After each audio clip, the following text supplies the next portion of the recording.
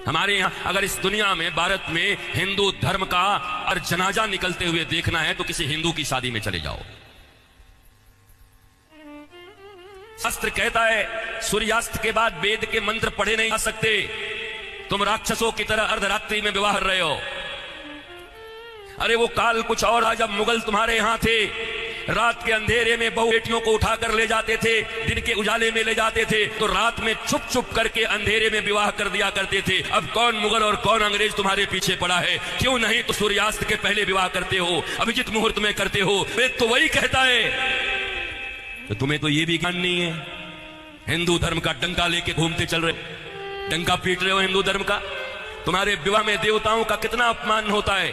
अरे विवाह में दो प्रकार के कार्ड बनाओ। विवाह एक संस्कार है, विवाह एक यज्ञ है। अरे भैया खाने पीने खिलाने वाले के लिए एक दिन रिसेप्शन रिसेप्शन रिसेप्शन जो करते हो कर दिया करना, पर विवाह बड़े लिमिटेड लोगों को बुलाया करो। अपने अपने परिवार वो भी जो सनातन संस्कृति को मानते हैं, पवित्र रहते हैं। विवाह संस्कार में देवता आते हैं तुम्हारे द्वारा किए गए यज्ञ के भाग को लेने के लिए। अरे नाक पोंछते हुए, कान बजाते हुए, पता नहीं क्या क्या करते हुए अगर तुम किसी को भोजन दो तो तुम्हारा बच्चा भोजन नहीं करता। ऐसे ऐसे करके बच्चे को दो, छी मम्मी कितनी गंदी हो तुम। और देवता आते हैं तुम्हारे बेटे और बेटियों के विवाह में। वो एक यज्ञ होता है। कोई शराब पी के खड़ा होता है, कोई गांजा पी के खड़ा होता है, कोई गुटखे खाए रहता है, चमड़े के बेल्ट पहने रहते हैं, जूते पहने रहते हैं। 3 घंटे तक दूल्हा उपवास नहीं रह सकता। कोई फूफा के पेप्सी ढकेल देता है, कोई जीजा बन के कोक ढकेल देता है। अरे आज 3 घंटे जो अपने सिया को, अपनी जानकी को पाने के लिए उपवास तक नहीं कर सकता, वो क्या पालेगा अपने पति को, धर्म पत्नी को?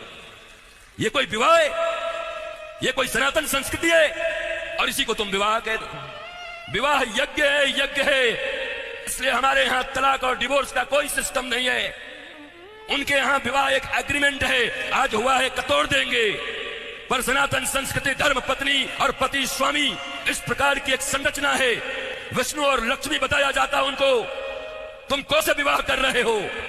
अंग्रेजों के पिट्ठुओं, अंग्रेजों के गुलाम बड़े बन गए हो। भारत के पैसे खा करके उन पैसों से भारत को ये दिखा रहे हो अंग्रेजों और पाश्चात्य संस्कृति की तरह विवाह करके साधारण भारतीयों के मन में लोभ उत्पन्न कर रहे हो।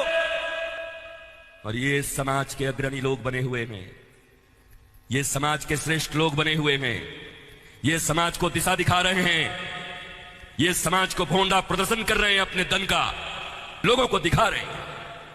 एक गरीब बेचारा विवाह करने में भी लज्जा करता है, इतना आडंबर बना दिया। विवाह एक यज्ञ है, बड़ा पवित्र यज्ञ है, सुंदर यज्ञ है, वेदियां बनती हैं। हमारे यहां दूल्हे दुल्हन उनके वस्त्र कैसे होते थे देखो। आज के 50 साल पहले ही देखो ना, 50 साल पहले की फिल्म देख लो बॉलीवुड में, तो समझ जाओगे कैसे वस्त्र पहन के विवाह करता हमारे यहां पर। क्योंकि बॉलीवुड भी या सिनेमा भी समाज का दर्पण होता है। और अब बदले हुए बॉलीवुड को देख लो कि अब कैसे विवाह करते हो। हमारे विवाह में हमारे वस्त्र, हमारे परिधान, फिर लेन देन इतना बनता है। 5 साड़ी तो बनती है, 21 साड़ी लगेगी ननद की। अरे कौन से ग्रंथ में लिखा है? कोई माई का लाल भारतवर्ष में किसी शास्त्र में मुझे दिखाए? कहां लिखा ये लेन देन? तुम्हारी बुढ़िया पुराण में होगा। लोभियों के बनाए गए कानून, लोभियों के बनाए गए नियम।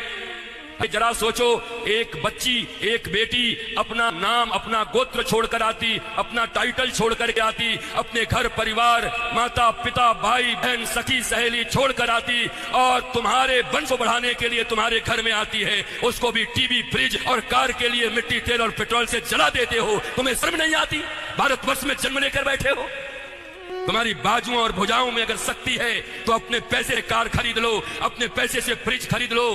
क्योंकि छोटी छोटी बच्चियों के पिता तो बचपन से उसके लिए खिलौना खरीदते रहते हैं। जब छोटी रहती है 5 रुपए का, थोड़ी बड़ी हो जाती है थोड़ा और बड़ा, थोड़ी बड़ी हो गई साइकिल खरीद लिया, थोड़ी बड़ी हो गई स्कूटी खरीद दिया, और बड़ी हो गई अच्छे घर के हैं कार खरीद दिया 5 लाख का। और एक दिन फिर जाकर के 5 करोड़ में एक गुड्डा खरीद के लाके दे दिया। तो खरीदे हुए सम की जो इज्जत होती है वही दूल्हे की भी इज्जत होती है।